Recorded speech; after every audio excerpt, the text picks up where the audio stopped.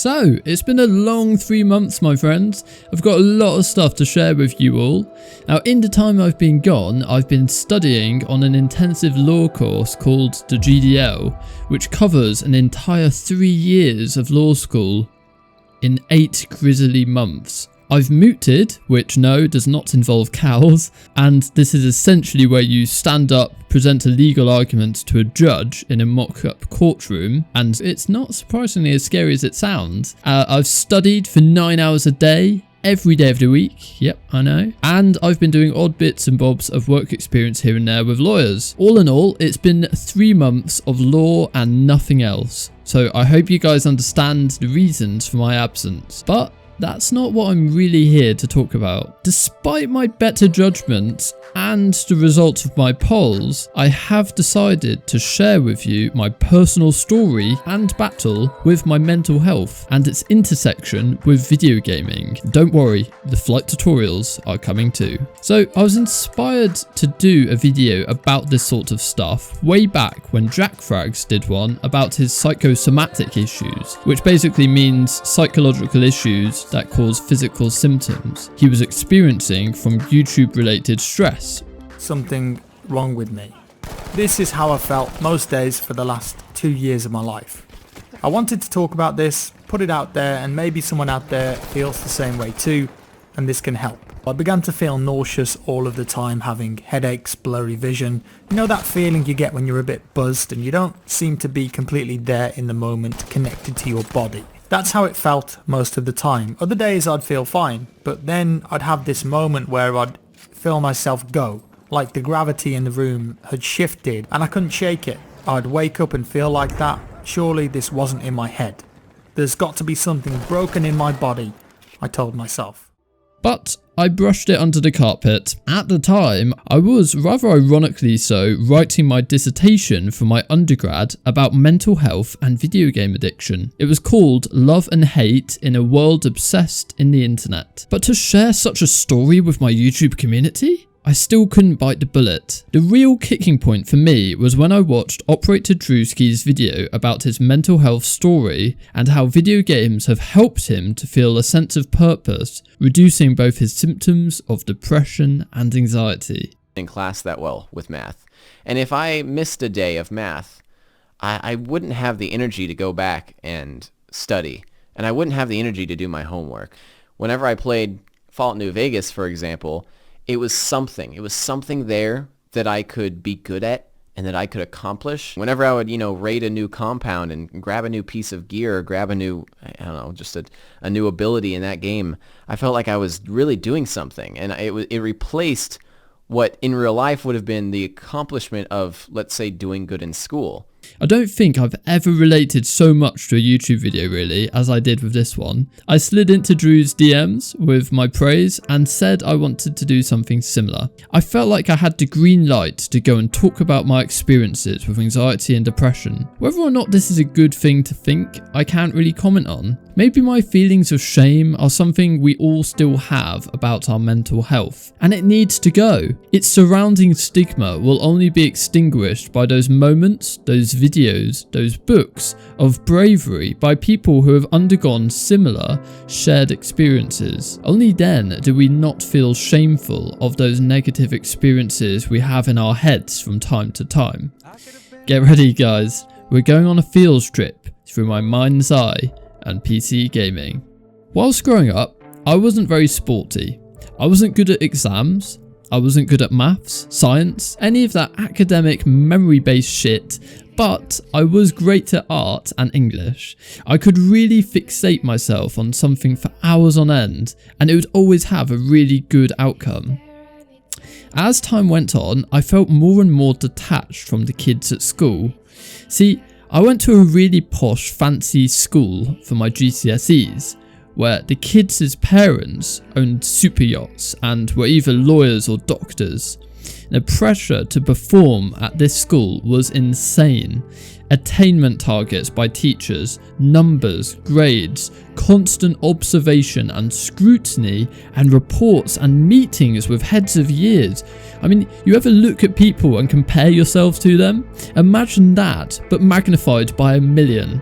People there looked like fucking Hollywood actors. Everyone was so wealthy, clever and good looking. I felt like shit 24/7. Now, as a result, I started to act out, both at home and at school. At home, I stopped talking to my parents. I reclused myself to the confines of my room, barely saying a word to either of them at dinner. I slept, rinsed and repeated. We argued so much, but they could never understand why I was so unhappy. At school, I was that shitty kid who messed around with the other kids and tried to bring them down with me. It only masked those true feelings underneath. That nagging feeling of doubt and insecurity just kept eating away at me in both home and school. When I built my first PC in 2013, all of that changed. Its blue lights lit up, the fans whirred away, and I was lifted into the magnificent and what I still consider the golden age of PC gaming. DayZ mod was taking off, Battlefield 3 was in its heyday, BF4 was on the way, Arma 3 Alpha was coming. I mean, there was just so much awesome shit to play at the time. Suddenly, I'd be renewed with a sense of energy at the end and beginning of each grisly school day. I'd be sat on the train or bus to that fucking death camp of a place, anxiously tapping my fingers, thinking about flying some troops around on Arma 2 Takistan Domination, the Huey I stole on Taviana in DayZ, the Little Bird heli-pilot snipe I got on BF3, jumping off of Damavan Peak for the first time and being filled with adrenaline. It was awesome to even contemplate. It took me out of my, at the time, shitty, dread-filled reality and plunged me into another one. Here's a quote from my dissertation. In the digital realm, I had tropical and often alien worlds to visit, enemies to vanquish, defining battles to win. I had better things to do than talk to my mum. This thing we call reality was, to me, a stagnant pond of misery and responsibility. Within the frame of my 24-inch monitor lay a brave new world for me to be the champion of. By 2016, I had finished my A-levels. I felt accomplished, but it had come at a price. I lived in mess, I sustained myself with microwave dinners, I turned my nose up at the slightest sniff of human interaction. I placed gaming on a pedestal that superseded everything else in my life. I ran away to the fictional Mediterranean islands of Stratus and Altis on Arma 3, the windswept oil fields of Iran in Battlefield 3, the underwater realm Planet 4546b in the survival game Subnautica. I wriggled out of the claws of the real world by placing myself in the front lines of fantastical worlds where I could live out my own sense of unmatched perfection. Now, this is where things got complicated. In 2016, I began my first year of university. If you're watching this and you've been to uni, you'll probably remember it as either a terrifying or exciting life event, depending on what type of person you are. For me, building up towards my first year of university was nothing but pure terror. The real world was creeping up on me and no amount of video game escapism could change that. I got weird physical symptoms in the weeks leading up to my big move to uni. Breathlessness, a really tight chest when I'm lying in bed, and similar to Frankie actually, and an unusually fast heartbeat and a lump in the throat feeling. It was relentless, and as a result I became more and more worried, and surprise surprise, with that, the physical symptoms worsened. My parents were worried too though. Dad took me to A&E one night. I was sure there was something that they'd find wrong with me. The on-duty doctor actually came back with a cardiologist report saying, everything's healthy here, but we'll keep you on OBS for a bit longer. Now, the symptoms didn't stop after that. My body just kept on expressing to me, in ways that I wouldn't wish on my worst enemy, all of my biggest fears and anxieties. A constant feeling of unsteadiness in your heartbeat that no ECG could detect. A constant lump in your throat that no endoscope could find. A relentless quest for answers to problems that aren't yet known by medicine. 2 days before the big move to uni, I was home alone watching a sci-fi film in my room. Now, suddenly my heart rate sped up to the same as if I was doing some sprinting. My legs felt like lead weights. My face blushed, and I had a lingering feeling of dread and impending death deep within me. All logic and ration vanished, and I immediately called for an ambulance. My parents found me on the balcony of our house, panting like a dog, filled with fear. I mean, you could literally see it in my face, and shaking uncontrollably. I just couldn't get rid of the sheer heat radiating from my body. The mindless panic in my head, the endless thumping of my heart. When would it stop? Will I die tonight? I thought as I gave my details to the 999 operator. So after being strung up by yet another ECG and examined by a paramedic, I was told that I was perfectly healthy and, in quotation, there was nothing wrong with me. I moved to uni, and of course it continued. The endless rattling against my ribcage from my restless heartbeat, as if my heart was trying to tell me that it was physically unhappy, stressed, anxious. My very organs were telling me that something was wrong, but there was nothing I could do about it. I had no friends from school, remember?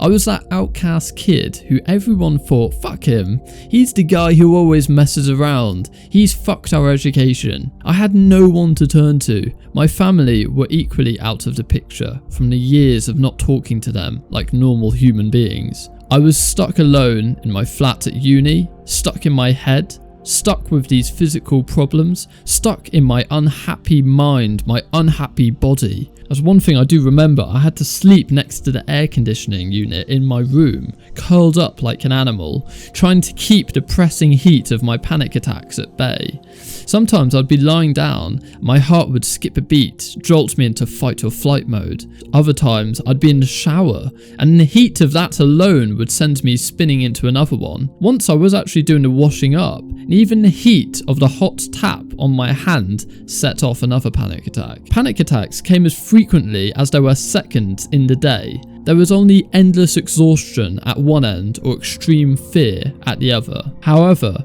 as a tiny little redeeming factor, there were a few friends from school who I'd hung on to that I'd game with. Ollie, Hamish and Will were those go-to guys. We'd stay up until the early hours mucking around with base building on Rust, Half-Life, Gmod antics, Killing Floor, Left 4 Dead, some older Valve games because Hamish's computer couldn't handle anything intensive. You know, Battlefield 4, Minecraft, Arma 3 Wasteland, anything we could get our hands on. And every so often, the adrenaline of the games would be too much and I'd have to take a break. But for the most part, they were helping a ton. I mean, they were giving me levels of escapism that was just completely detracting from the physical/mental problems I was facing. I forgot about the shitty time sleeping I was having, the irregular heartbeats. All of those physical symptoms just melted away into nothing. Now, with this, I want to add that gaming wasn't the sole reason for my road to recovery. I began a course of CBT, cognitive behavioural therapy, which challenges your anxiety-based beliefs with alternative theories. For example, one of my top beliefs that I completely, undeniably, unequivocally believed at the time was that I had a heart problem, some kind of malfunction, congenital heart defect. I was absolutely convinced. Now, the alternative theory to this was that anxiety was causing these symptoms, and so CBT is the way in which that you get to that alternative theory, the more balanced explanation for something, and that's in theory how we can best challenge our fears. So I did everything in my power to help myself get better. I listened to audio guides about the way fear works in the mind. I remember the amygdala, for example, which is the ancient almond-shaped structure in the brain, which is where the fear centre of the mind is located, and it's been there since we were cavemen. I went to therapy, I took notes afterwards, I went to the gym to build up my physique, and I improved my day-to-day habits. I limited my gaming to sane hours of the day, so not beyond 1 AM for example. I ate better food, I went out and I socialised. So I'm nowhere near where I want to be in terms of my mental health, and I'll be completely honest with you about that. I still have trip-ups, but I guess really we all do. I'm doing things that I never would have even begin to think that I could do, such as public speaking, courtroom work experience, advocating in mock trials, things that would have sent me into a whirlwind of panic and anxiety I can now do with relative ease. So I hope if anyone is listening to my story, you take heed that mental health is not something to be messed with. It can and will ruin you if you don't look after it. If you had a broken limb, you'd put it in a cast and let it heal. Why don't we apply the same level of care to our own minds? In the words of Chester from Linkin Park, just because you can't see it doesn't mean it isn't there. If you're watching this and you're still in school, or you're studying, or you're about to study at uni, trust me, it will and does get better. It takes a while to figure out what kind of person you are, and all of that toxic bullshit at school doesn't help with any of that good personal development. I mean, you're literally just trying to get by day after day. Video games are great, I won't deny that, and I wouldn't have made it as far as I have without their ability to give me an alternative reality. But they're not the only answer to your problems. Sometimes you have to learn to face your real reality, if that makes sense. There's a time and a place to run and hide, but you can't keep running and you can't keep hiding forever. I was never a confident kid at school. I barely had any mates, and now I'm surrounded by people, studying at a new uni in a new city, chasing a challenging career in law, and still gaming on the side. It can and will be done. You just have to have a little patience with life. Be kind to yourself. Don't shut down others like I did. Seek help, and most of all, don't be afraid to speak up about what's really on your mind. See, us Brits actually have a horrible habit of bottling things up, stiff upper lip and all that. Now, this is how my dissertation ended. As much as I felt like I needed games whilst growing up, I wish there were healthier avenues available to our youth that don't exploit addictive personalities, or the anxious, or the depressed. I urge you to cultivate powerful memories and to treasure your relationships. Don't chase screen time like me. It will always be there, waiting for you to tumble into a wormhole of pixels. Your mum won't though. I hope someone out there on the internet relates to my story in some way. If you did, I'd love to hear what you have to say in the comments. But either way, if this wasn't your cup of tea, I have plenty of Arma 3 flight stuff to come soon. Best wishes guys and girls, and have a very Merry Christmas. Tommy out.